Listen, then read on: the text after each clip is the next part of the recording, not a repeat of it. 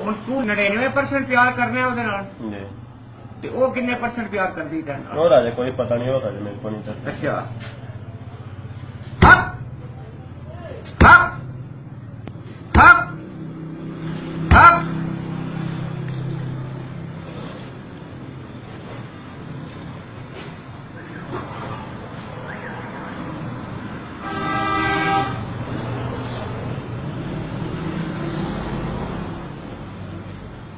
Up,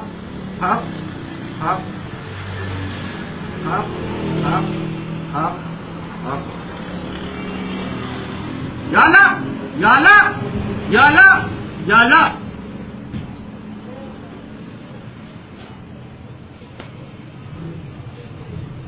ਉਹਨਾਂ ਦਾ ਜਿਹੜਾ kitchen ਹੈ ਨਾ ਕਿਚਨ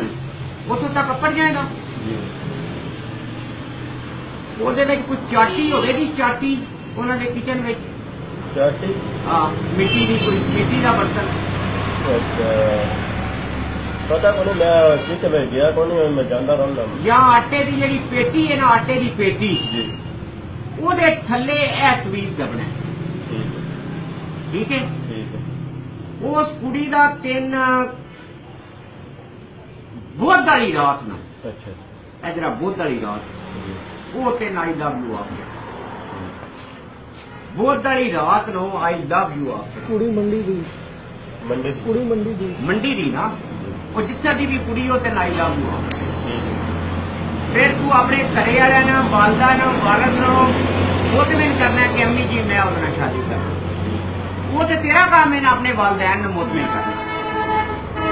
जरा आटे वाली मट्टी के थले तू दबना है ठीक है समझ आ गई समझ आ गई ए कारी साहब है तवीत समझ आ गई जिस टाइम वो तेन आई लव यू आउट छड़े ठीक फिर वो बाद गाड़ी खत्म हो गई खत्म मेरा नाम है पीर दखन शाह की नाम है ठीक दखन शाह ते जिस टाइम मैं तेरा काम हो गया जी तू मेरे दरबार से आ गया ठीक मेरा दरबार जिथे खजूरा लगी जान ना खजूरा ਉਹ ਦੱਸਣਾ जरा बेली जी बड़ी छोटा वाला उत्थे मेरा दरबार ठीक समझ आ गई ਪਰ ਚੁੱਗੀ ਲੱਗੀ उत्थे मेरा दरबार है पीर दखन शाह मेरे नां है अगे जिन्ने भी मैं तवीज दिते ने सारियां दे काम हो गए ठीक ठीक है ठीक ते जिस टाइम तू तवीज ए लेना है किस तरीके नाल लेना है ए कोई नहीं फदना अच्छा ए चौक के तवीज लेना है ठीक है समझ आ गई चुकना कारी साहब दसो इन किवें चुकी दा किवें चुकी दा ਅੱਧੇ ਰੱਖੂ ਨਹੀਂ ਹੁਣ ਥੋੜਾ ਉੱਤੇ ਰਹਿਣਾ हाँ जी उत्ते ही हाँ हप हप हप हप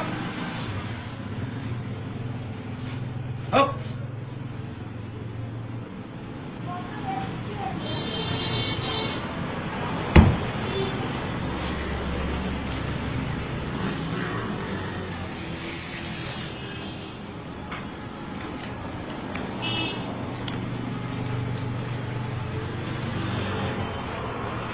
तस्वीर की बरुमती नहीं होनी देनी समझ आ गई ए वुजू करके ए दबना है उत्थे आटे वाली पेटी थल्ले